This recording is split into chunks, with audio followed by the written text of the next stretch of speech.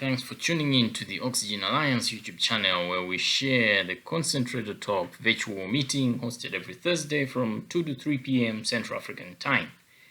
In the talk, we discuss different aspects of oxygen concentrator assessment, use, and maintenance. And please don't forget to subscribe and hit that notifications bell. Hello everyone. Thank you for joining us for week 35 of the Concentrator Talk. My name is Sharon Ngozo, and today I'm joined by my fellow co-host, Mauriongo, and we are currently in Lilongwe, Malawi. Today, we're joined by our colleague, Cynthia Chikomoni, together with the fellow technicians from OpenO2 and Sunlight. On the technicians panel today, we have Masofa Mujaji, Daphne Magela, Linda Mission, Fatsani Damandikani, Jimmy Matias, and Oblation Kunda. In case you're just joining us for the first time, the Concentrator Talk is a virtual meeting that the Oxygen Alliance hosts every Thursday from 2 to 3 p.m. Central African Time, where we discuss different aspects of oxygen concentrator assessment, use, and maintenance. Just in case you have any problem concerning oxygen concentrator maintenance or assessment that you want us to help you with, we advise you to please send to us in advance through our email, info@oxygenalliance.org, and our technicians will do their best to help you with the best solutions. And in case you have any questions for us during the call, you can raise your hand or you can paste in the chat. And today, like any other day, we also have the topic of interest. Today, Oble will be talking about the PCA process in oxygen concentrators. So now to jump into our questions. The first question says, I'm a nurse working at a certain hospital. I was instructed to move oxygen concentrators from one ward to another. Water splashed on one of the oxygen concentrators as someone accidentally spilled his bucket when cleaning solar panels on the roof. Can I still use the concentrator? How can I dry the concentrator? I'll ask Chimwemwe to answer this question. Okay, thank you, Sharon. So to answer your question, it is not recommended to use an electrical equipment that has water inside it. Because water often contains impurities and ions. These impurities and ions form a link. They could connect two contact points within a device. The intended path of the current may change as a result of this connection. The electronic components might short circuit as a result of the directed current. So to dry the concentrator, remove the front and rear covers of the oxygen concentrator. Inspect all areas that the water has entered while prioritizing drying the electrical components such as the printed circuit board, valves, just to mention a few. The electrical components must be disconnected or removed in order to be dried. The components and its pins should then be brushed with a brush that has been soaked in benzene. Spirit can also be used as an alternative if benzene is not available. Benzene or spirit easily picks up water from the components, hence making it dry. The concentrator should then be left to dry in a well-ventilated place. You can use a small fan to speed up the process if you desire. Do not use high heat or direct heat such as heat from the dryer, as you damage the unit. That's the oxygen concentrator. When the concentrator is completely dry, connect all pins and put back the PCB. Put back the front and rear covers and switch on the concentrator. Test this oxygen purity with an oxygen analyzer. If the purity is within the required range, put the concentrator on a test for observation. While you can do all this, I recommend having a professional to carry this procedure. Thank you, Sharon. Thank you very much, Mwe, for the explanation.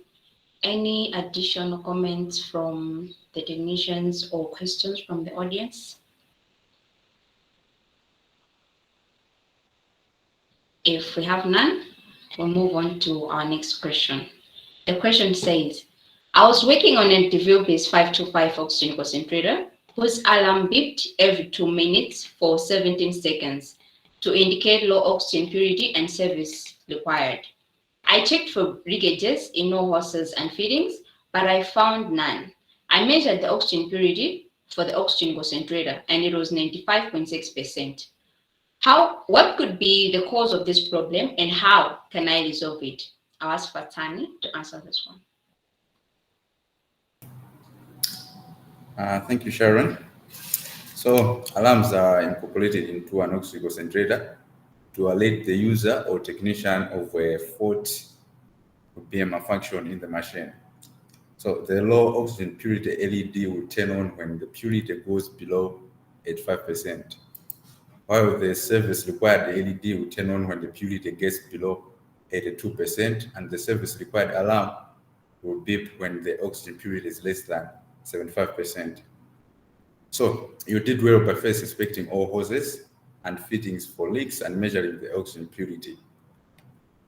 However, the alarm may beep for different reasons, indicating low purity, low pressure, or blocked pipes. This might be caused by system leaks and contaminated zeolite, defective sieve bed check valve, defective compressor reed valve, defective compressor kits, and also rotary valve not operating correctly, and occluded filters. So from your explanation, the purity of the concentrator was 95.6% despite the alarm and LEDs. So you need to do the following things to troubleshoot your oxygen concentrator. First, you need to desolder the connections between the oxygen sensor and the circuit board and look for any loose connections on the circuit board and oxygen sensor using a multimeter, and then test the continuity of the traces that go through that go from the oxygen sensor to circuit board as shown in the graphics.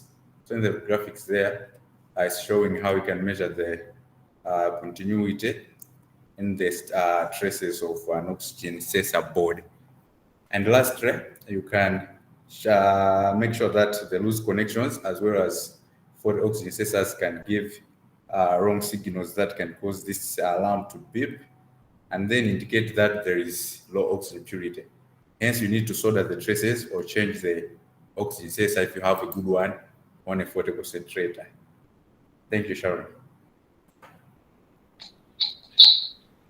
Thank you very much, Fatani, for the explanation.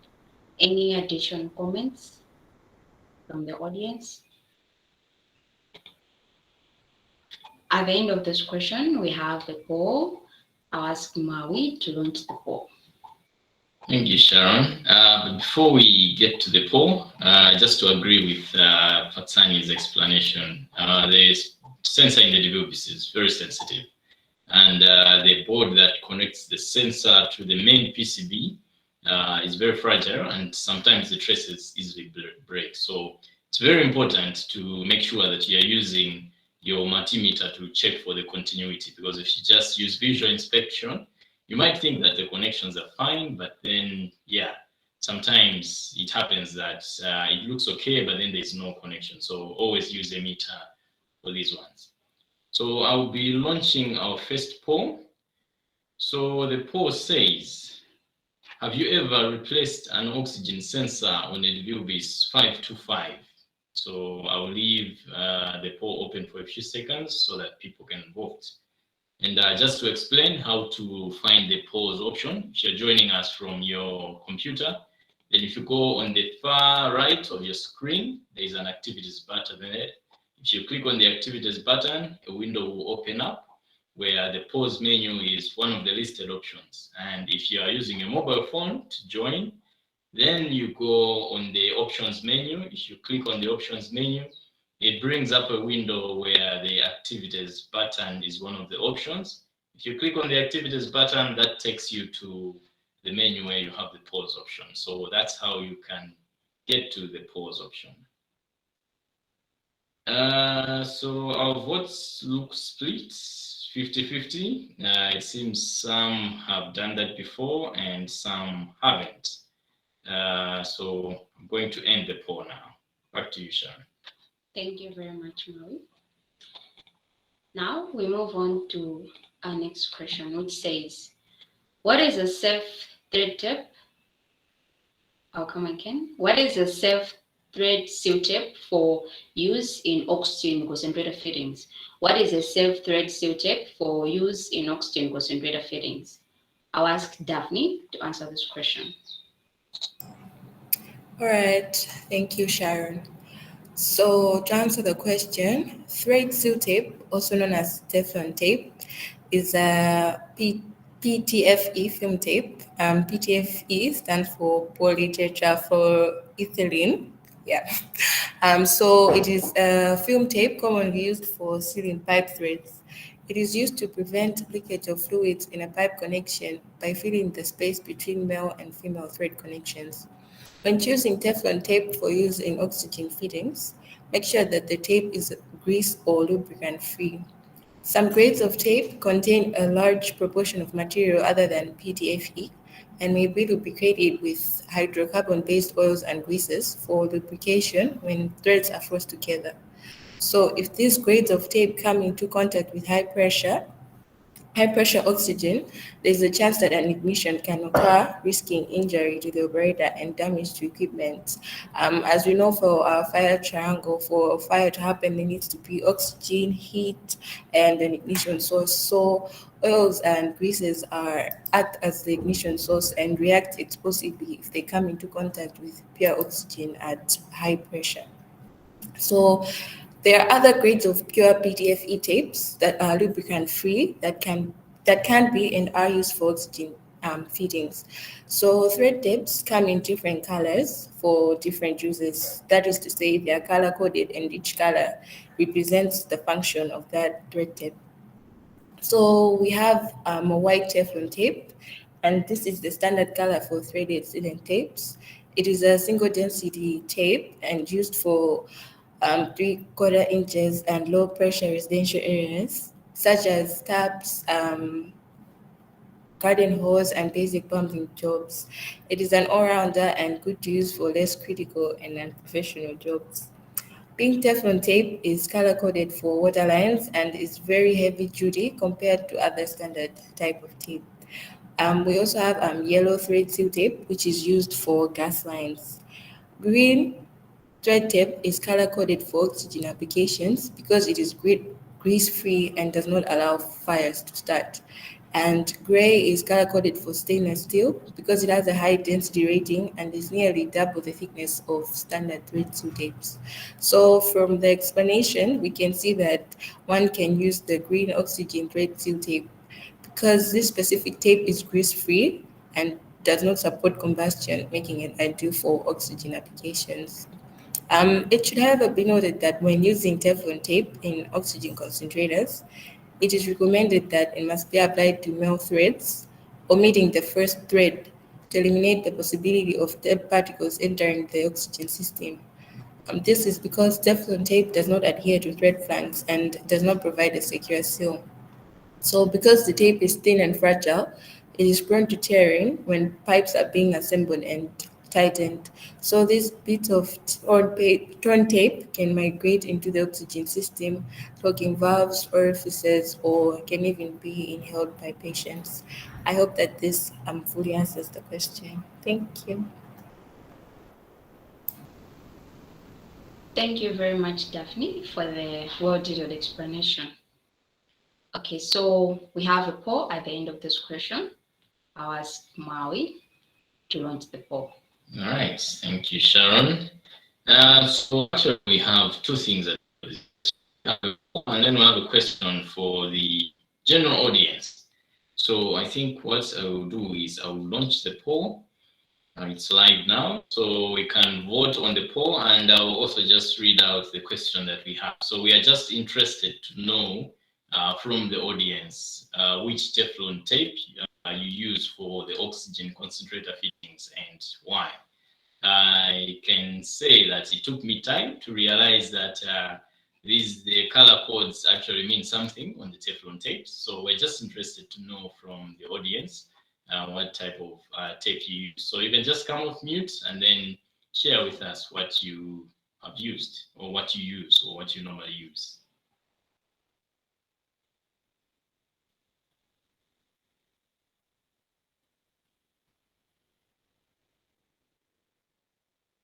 Could be anyone, even our technicians panel. I think you're also free to share with us what type of tape that you normally use. Okay, I see we have a hand from Fatani. Go ahead. All right, thank you.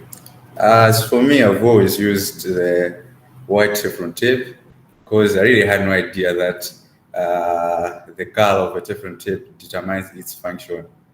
So I would like to thank definitely for this well clear explanation. Now I'll be checking if, for example, I have pink Teflon, I'll have to check again to see if it is recommended for my fitting or not. But anyway, I've always used white Teflon tape. Okay, thank you very much, Fatan. So that makes two of us now. Simon, I see you also have a hand. Go ahead. Yeah, thank you very much. I've also learned that there are different types of Teflon. Actually, we are using the general one, the one blue label, which is the general purpose. However, I've noted that we are doing the wrong thing. So for oxygen should be the green one. But I've also learned that even stainless steel have their own Teflon tape, which is something that I didn't know, but I've learned. And probably they also correct and perhaps inform my members this new development. But my question is, in the market, are these Teflon tapes there? Because when you go to any shop or any vendor, what you find is the general purpose Teflon tape. Do you get the other Teflon tapes in the market? That's the question that needs to be answered. Otherwise, thank you very much. I'm now informed. Okay, great. Thank you very much, Simon. Yeah, indeed, it becomes a problem. Most of the times, it becomes hard to find the different types of Teflon tapes on the market. Daphne, maybe do you want to take up Simon's question? How easy is it to find the different types of Teflon tapes on the market? To that, I'm not really sure how easy it is, but then from experience, I've seen that people do use the yellow Teflon tape for gas lines and they do not have problems, even though it is not recommended. But I'm pretty sure if you try to order online and you were able to find it on, let's say, Amazon or eBay, you could order and get it. Thank you. Maui, if you have any additions.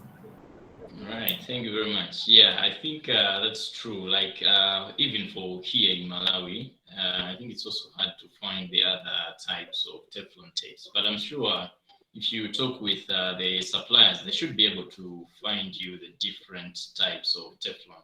Because it could be that they also don't know that there are different color codes and they have different meanings. So maybe they just prefer blue because that's what people have always used. So I guess it's also worth talking to the suppliers, Simon, and then hopefully they can help out with that. Right, so I will now end the poll and it looks split. It seems most people actually didn't know that the color meant something. So thank you very much, Daphne, for that explanation. It has really helped a lot of us. Now back to you, Sharon. Thank you very much, Maui. Thank you very much, Daphne, for letting us know about the colors and the meanings. So now we move on to our next question, which says, hello, I'm working on the Devilbiss 525 concentrator. When I switch this concentrator on, the leaf valve on the compressor starts popping up after a few seconds from the time the concentrator has been switched on. I checked for breakages in the tubings, rotary valve, and also in the sieve beds by checking the sieve bed outlet pressure, but there were no blockages. What could be the problem? I'll ask Masofa to answer this question. Thank you, Sharon. Every oxygen concentrator has a relief valve installed in the air compressor. The functions of the relief valve is to open whenever there's a pressure buildup in the compressor due to blockage in the rotary valve, solenoid valve, or the sieve beds, so as to release some air and keep the concentrator running. Relief valves are designed to open at different pressure. Relief valves, which are mostly common used in oxygen concentrators, open when the pressure in the concentrator or in the compressor reaches the pressure ranges of 40 psi to 45 psi. Since you are certain that there are no blockages, then the other possible cause could be the faulty relief valve. Therefore, you have to do a test to check the integrity of the relief valve. To test the relief valve is in a good shape, you should do the following. While the concentrator is switched off, disconnect the hose which is connected between the compressor exhaust and one port of the rotary valve from the rotary valve port. Then connect a pressure gauge on one end and the hose which you have disconnected from the rotary valve. Use a pressure gauge which can read pressure greater than 50 psi. The pressure gauge should be secured to the hose using a hose clip and make sure it is very tight. Finally, while holding the pressure gauge, switch on the concentrator and you should be able to observe the pressure from the compressor on the pressure gauge. Pay attention to the pressure valve at which relief valve starts popping up. If the relief valve opens at pressure less than 40 psi, then the relief valve is faulty. It should be replaced with a relief valve of the same pressure value.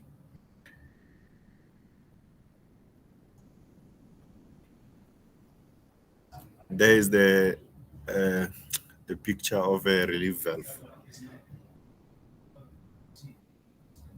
Image of relief valve used as in SF or other concentrator at the connection of a compressor and the pressure gauge when testing the integrity of a relief valve. Thank you, Sharon. Thank you very much, Masofa, for that well-detailed explanation. Any additional comments or questions from the audience?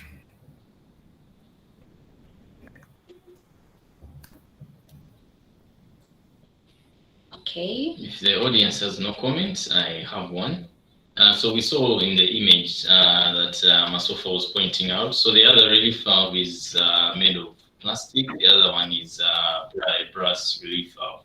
So I think we also need to be careful when we're working with the two, because if you are checking for the integrity of the brass relief valve and the plastic one, you should be very careful with the plastic relief valve because you can easily damage so yeah, in the image, the one on the left is actually made of plastic.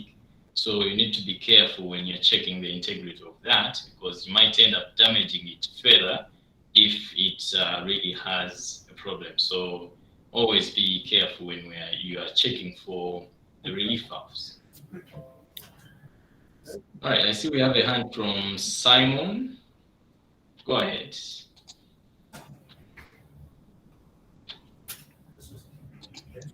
Yes, I was just asking. Are we able to get these notes? I was just asking Sharon and the team. Are you able to share with us these notes? So actually, these are just images, but then we record these calls and we upload the recording on our YouTube channel. If you go on YouTube and you search for Oxygen Alliance, you'll be able to find the recording. So if we share you the slides, it's just a bunch of images, so it's not really much help. But then if you go on our YouTube channel, then you get a recording of the whole session. Okay, thank you very much. Sure. I'll also paste the link to our YouTube channel in the chat so that you are able to follow it through. Thank you. If we have no further question, we have a poll at the end of this question, and I'll ask Maui to launch the poll. Okay, so I am launching the poll now. So the poll says, have you ever done a test to verify the integrity of a compressor relief valve? And as we wait for the votes to come in, I've just remembered one thing. Sometimes you'll find that the relief valve gets blocked. So it just requires you to give it a push with a small flat screwdriver so that it starts kicking again. So you might do the test and then you see that it's indeed fading. So sometimes it just happens that maybe it's clogged with debris and you just need to clean it up. Right, so it seems most people have done this compressor relief valve integrity test before, which is great. So I'm ending the poll now. Back to you, Sharon. Thank you very much, Maui. Now we move on to our next question. The question says, hello, I'm a biomedical technician working on a Devilbiss 525 oxygen concentrator that is beeping a low oxygen alarm. After inspecting the concentrator, I found out that the glass that encloses the oxygen sensor on the control board is cracked and leaks. How can this affect the purity of oxygen and how can I replace it? I'll ask Fatani to answer the question.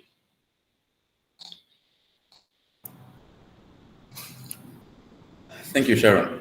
So, the purity of oxygen from an oxygen concentrator will be affected by the presence of a leak in all parts of an oxygen concentrator, including the oxygen sensor. What happens when there's a leak is that some oxygen is lost to the surroundings and surrounding air goes inside the system through the same leak and combines with the oxygen inside. This can significantly reduce the purity of oxygen you measure at the outlet. Now, the function of the oxygen sensor is to measure the purity of oxygen coming from the sieve beds and send it to the microcontroller on the control board. The microcontroller then compares it with the preset value for normal oxygen purity. For most brands of oxygen concentrators, the normal oxygen purity is set at 85% to 95.6%. Therefore, if the value perceived by the oxygen sensor falls below 85%, the low oxygen alarm will sound. If the glass enclosure of the oxygen sensor is cracked, as you say, then you have to replace it with a good one. While it is possible to remove the whole oxygen sensor, it is not advised because doing so can risk damage to the two circuit boards on the end of the sensor. You can remove the glass enclosure by following the steps below. First, you need to have tools like Torx key number 15, a nut drive, a soldering iron, solder wire, and a solder sucker. First, you need to unscrew all the 8 screws on the side of the board using a Torx key 15 and nut driver. As you can see in the graphics, the sensor on the Devilbiss 525 uses those screws which require Torx key number 15. Then, using a soldering iron, you need to desolder one side of the sensor on the bottom of the control board where there are only 2 soldered points. So on the other side of the sensor, you have 4 soldered points, and on the other side, you have 2 soldered points. So you have to desolder on the side where there is 2 soldered points. Then you need to use a solder sucker to suck out the melted solder. Take note that to make your job easier, you also have to add a little solder on the soldered points. Then after desoldering, you can remove the board, and this will also loosen the glass enclosure and it will be removed easily. Then take your good glass enclosure, mount it carefully, and put back the board that you removed. Then you can solder the board on the points you desoldered and then test for continuity to make sure the soldering didn't affect the traces, as we already mentioned in the question earlier. And lastly, you need to put back the screws and tighten them using a nut driver. So by following all these steps I've mentioned, you would have successfully removed and replaced your glass enclosure of an oxygen sensor in a Devilbiss 525 oxygen concentrator. Thank you, Sharon. Thank you very much, Hassani, for the explanation. Any comments from the technicians or questions from the audience?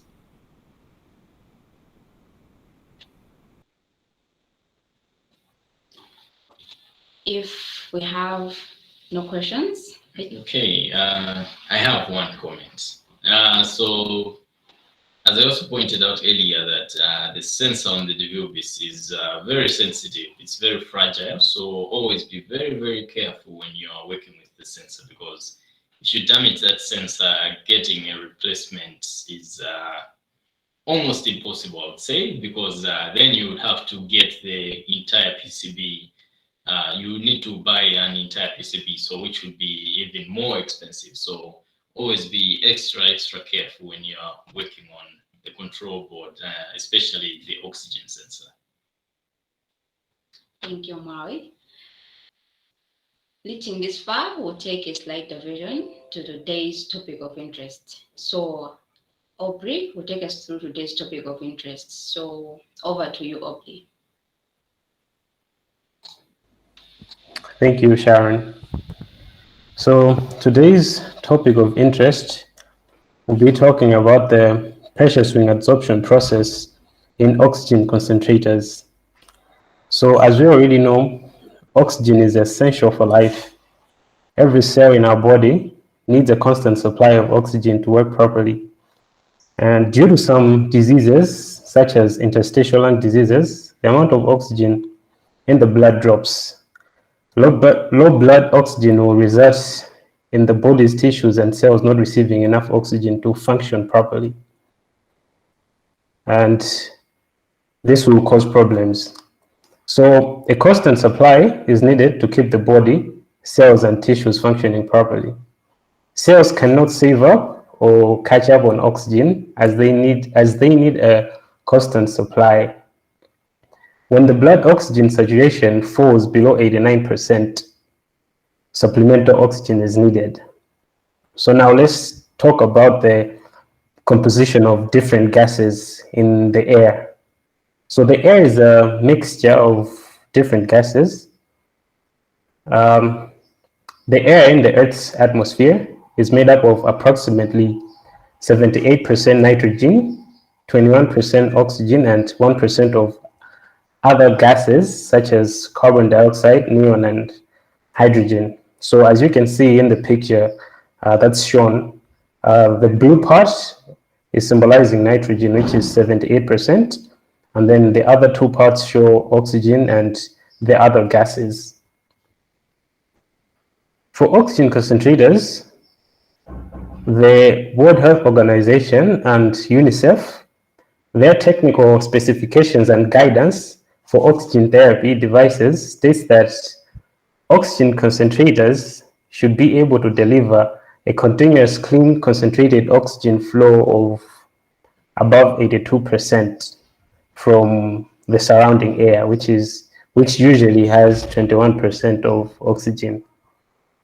So now the real question would be, how would you get to above 82% of oxygen from 21% of oxygen supply, which is available in the atmosphere?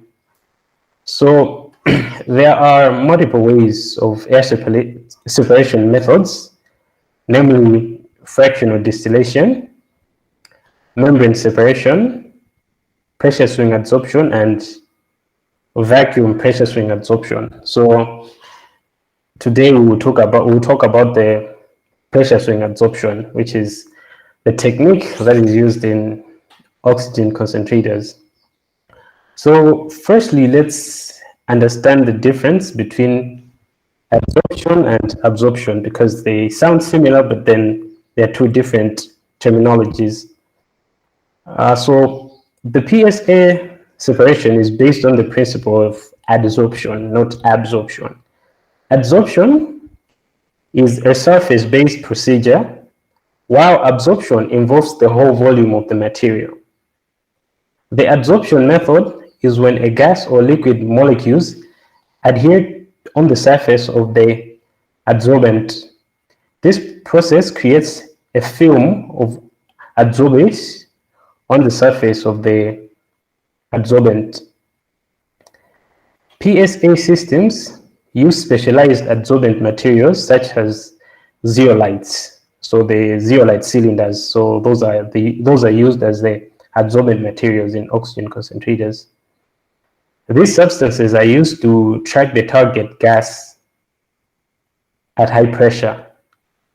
The process then swings to low pressure in order to dissolve the adsorbed material, hence the name pressure swing adsorption.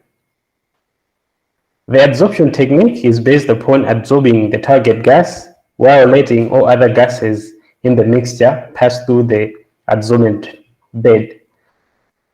So now we've just talked about the PSA system, PSA process in general. Now let's look at the PSA process, especially in oxygen concentrators. So when we talk about the PSA process in oxygen concentrators, it is a process by which ambient air passes through an internal filtration system. So the filtration system is the molecular sieve, which has a large enough total surface area to separate nitrogen from air and concentrating the remaining oxygen to a non-high purity. It typically consists of an air compressor, air cooler, filters, fuel separation chambers, a reservoir, and controls. The adsorption process is based on gas molecules binding to an adsorbent material. So the adsorbent material in this case, as I've already said, is zeolite. The adsorbent bed is specially selected depending on the gas to be adsorbed. So if you were trying to do this whole PSA process for another gas, you wouldn't also use the same zeolite as the one you use for oxygen. So the zeolite material will differ according to the gas that you are working with. Ideally, only the gas to be separated is adsorbed in bed. In oxygen concentrators, oxide adsorbents, which are the zeolites, are used. The purity of oxygen enriched air being produced not only depends on the type of adsorbent being used, but also temperature and the pressure during the process. So pressure swing adsorption process can be divided into 4 main stages that occur in cycles. So we have the adsorption stage, the pressurization stage, the purging stage, and the repressurization stage. So now we'll look at these stages one by one and see how all these stages add up to make up the pressure swing adsorption. So the first stage is the adsorption stage. Adsorption takes place at high pressure up to 40 bar. The feed gas is fed through the adsorbent bed. The adsorbent bed binds easily to the adsorbable gas molecules, while other gas molecules that are not adsorbable are allowed to pass through. So in the oxygen concentrator, in the zeolites will bind to the nitrogen, and allow the oxygen to pass through, hence giving you oxygen-rich air. So that's all about the adsorption stage. Then we'll move on to the depressurization stage. Depressurization is the first regeneration step of the full adsorbent bed. As the pressure drops, the molecules in the adsorbent bed are released and nitrogen gas is discharged from the adsorber vessel. Then we move on to purging. The adsorbent bed is purged with oxygen to fully regenerate it. Regeneration can also be referred to as purging and is the process in which, in the case of oxygen concentrator, the accumulated nitrogen during the cycle is stripped away. The nitrogen-enriched gas is then vented out to the outside of the atmosphere via the is now vented out of the oxygen concentrator via the muffler. So that's for the purging stage. Then we'll move on to the last stage, which is repressurization. The adsorber is pressurized using a feed gas mixture or the target gas until the process conditions for absorption have been restored. So the picture that you see in the graphic slide is basically trying to represent this whole process where you have the two zeolite tanks, and then it's showing you that one of the zeolite tanks has more pressure than the other one, so that means that one is being pressurized while the other one is being depressurized, just summarizing this whole process. So using two absorbent vessels allows near continuous production of the target gas. It also allows a pressure equalization where gas leaving the vessel being depressurized is allowed to partially pressurize the second vessel. This results in significant energy savings and is a common industrial practice, like in the air-safe and Invacare concentrator models. So maybe in case people have been wondering why you have that extra solenoid valve in the air-safe oxygen concentrator, which is called the equalization valve, it is to help in this process of equalization. So as already pointed out, the PSA process is in oxygen concentrators only gets rid of nitrogen in the mixture.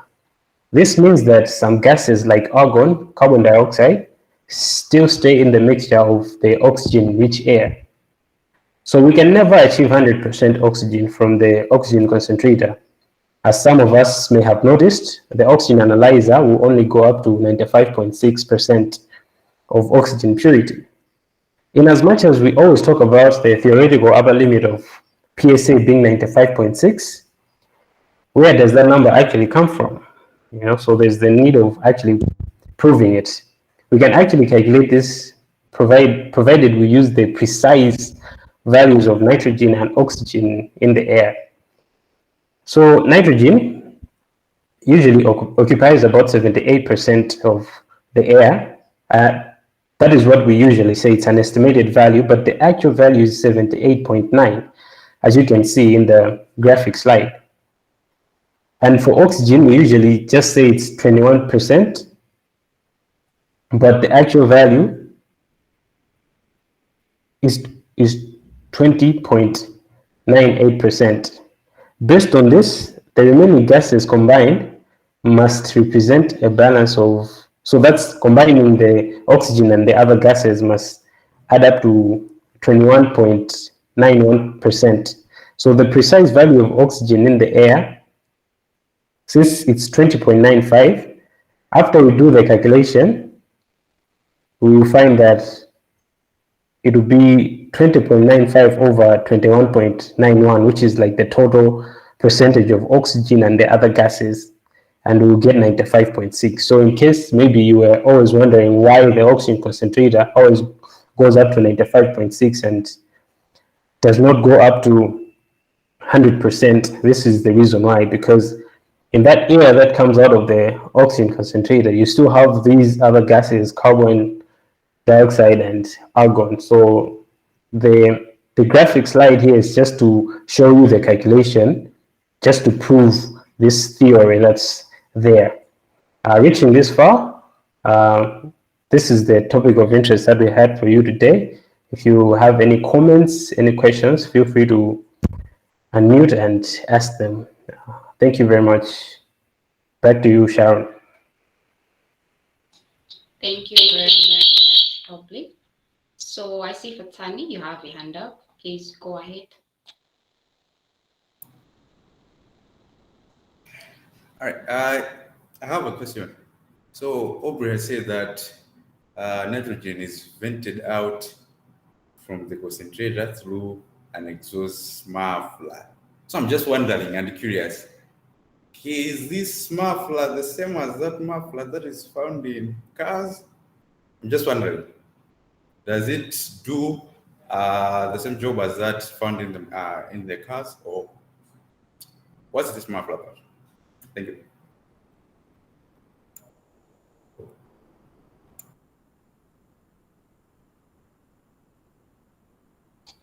Obli, will you take that question?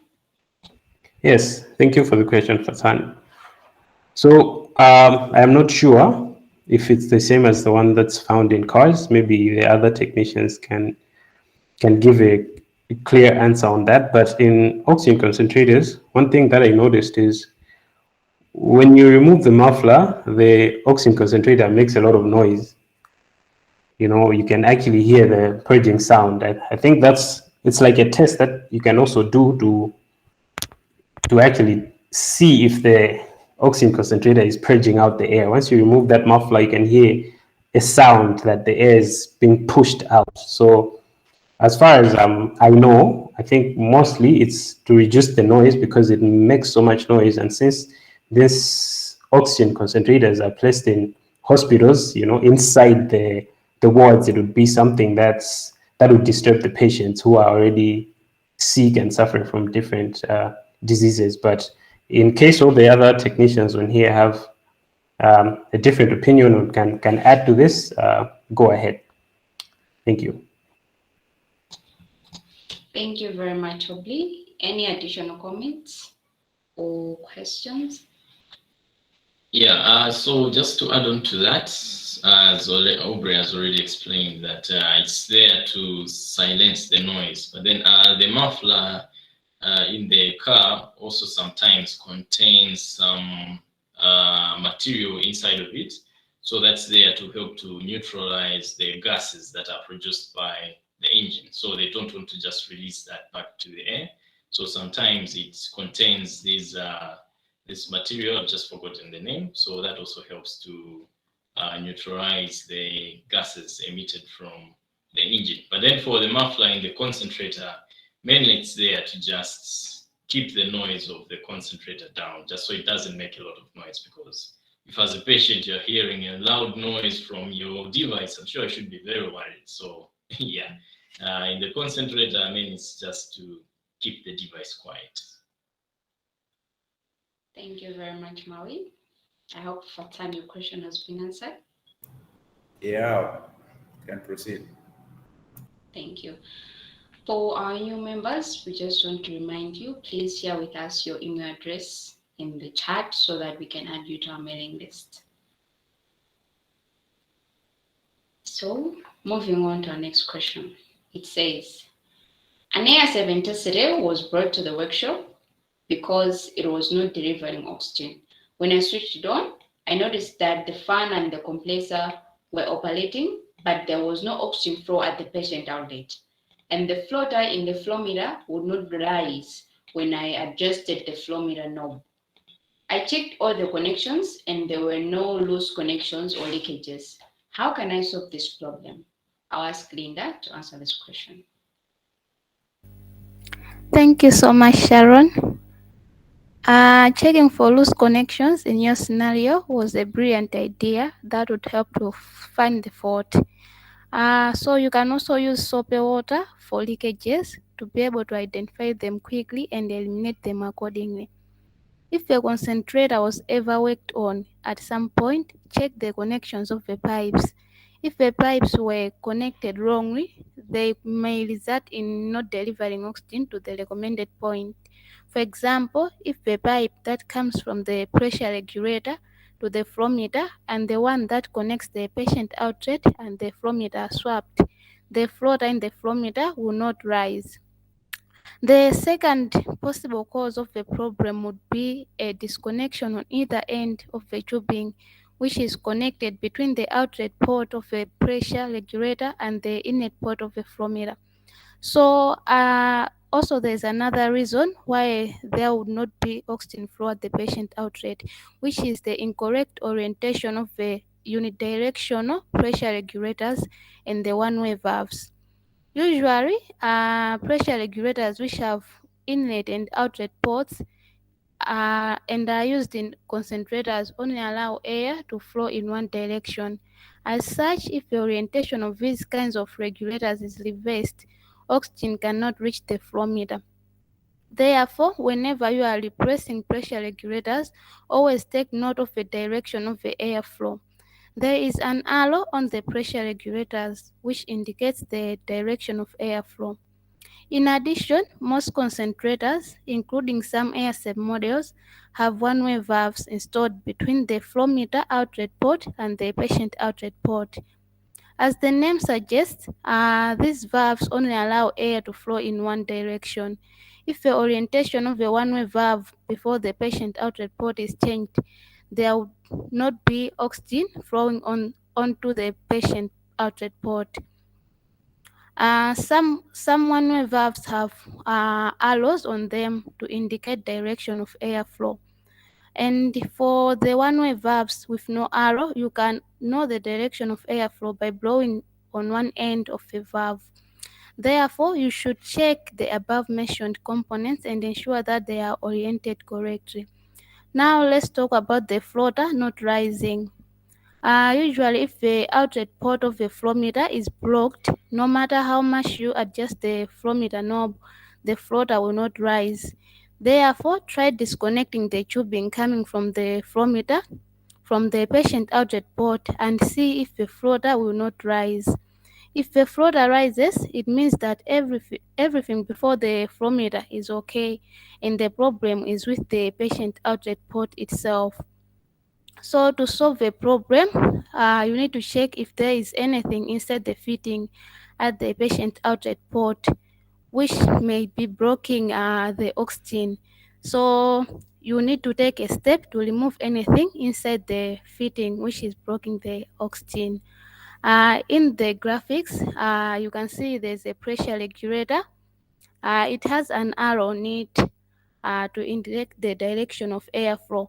So for one-way valves, sometimes it is difficult to see them. So you have to take a closer look on the one-way valves in order to see, to check the arrow and see the direction of airflow. Thank you, Sharon. Back to you. Thank you very much, Linda, for the well-detailed explanation. Any questions for Linda or comments from the technicians and the audience?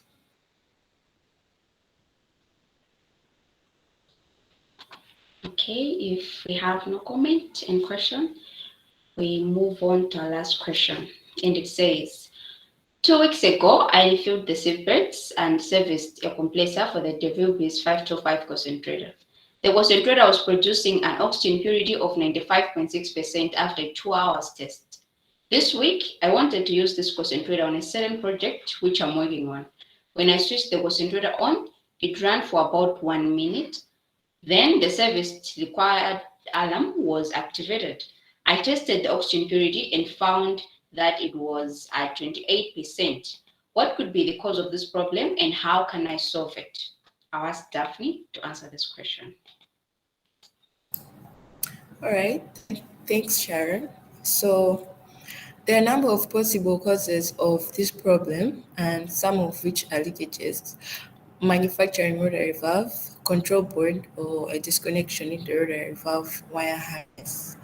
So when refilling sieve beds of a concentrator, before installing the refilled beds, make sure they undergo a pressure test. So this test allows you to see if the beds will leak if they are under a certain pressure. This gives you room to eliminate any leakages that may be available. Take note that the pressures for sieve beds when performing the pressure test differs according to the size of the bed. For the 525 sieve beds, the pressure test is done at 30 psi. And make sure that no matter how small the leakage is completely eliminated. Because some leakages not only allow air to escape, they also give room for zeolite to absorb moisture from the surrounding, which contaminates the zeolite and reduces its absorption capabilities. So zeolite needs to be in airtight canisters, and if the concentrator isn't running, there should be no room for moisture absorption by zeolite. Apart from the leakages, you also have to check if the rotary valve is working as it is supposed to.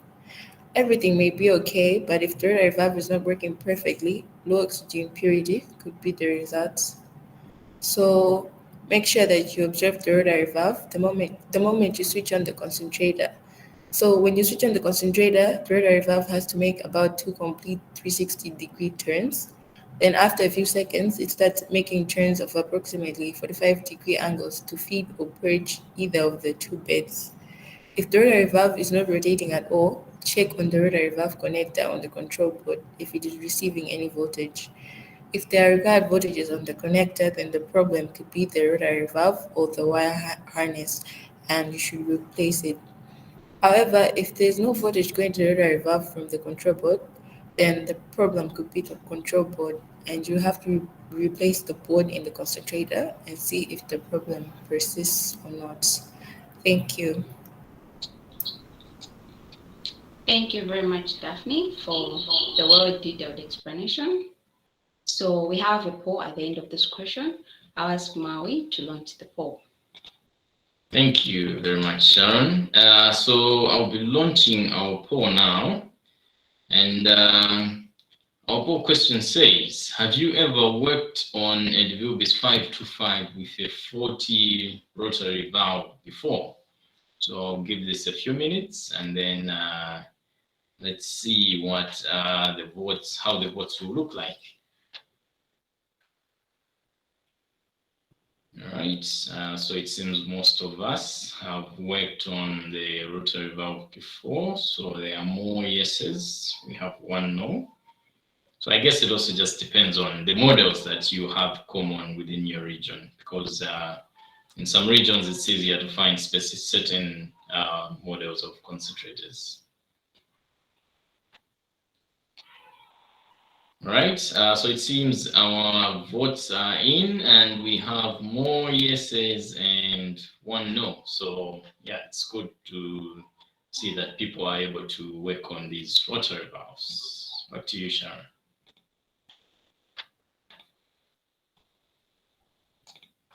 Thank you very much, Maui. Any questions or comments about rotary valves?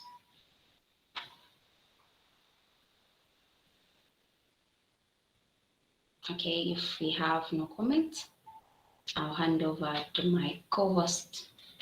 All right, thank you very much, Sharon. So we've reached the hour mark. It's 3 o'clock or 4 o'clock due to the time differences. And I would like to thank you all for joining us for today's call. It was really wonderful. We liked the interaction. We always encourage the interaction. It helps us to get to know each other better as well. So in case you missed last week's call, we had the oxygen talk, and we had a guest from Deep Rise, Will Snyder. So if you missed that oxygen talk session, you can find that on our YouTube channel. I'm going to paste the link in the chat so that at least you get to follow what he brought to us. If you also missed the other sessions of the oxygen, the concentrator talk, you can also find the recordings on our YouTube channel. We also have a website, and it's actually better on the website because we have actually grouped the videos into concentrator talk, oxygen talk, and we also have some maintenance videos. We have recently released a video on the AirSafe board. So if you have issues with regards to the AirSafe board, you can go on our YouTube channel and then you can also find that board. So I'll also paste the link in the chat for that. And reaching this far, I would like to thank you once again for joining us, and we will see you again in our next concentrator talk. Bye.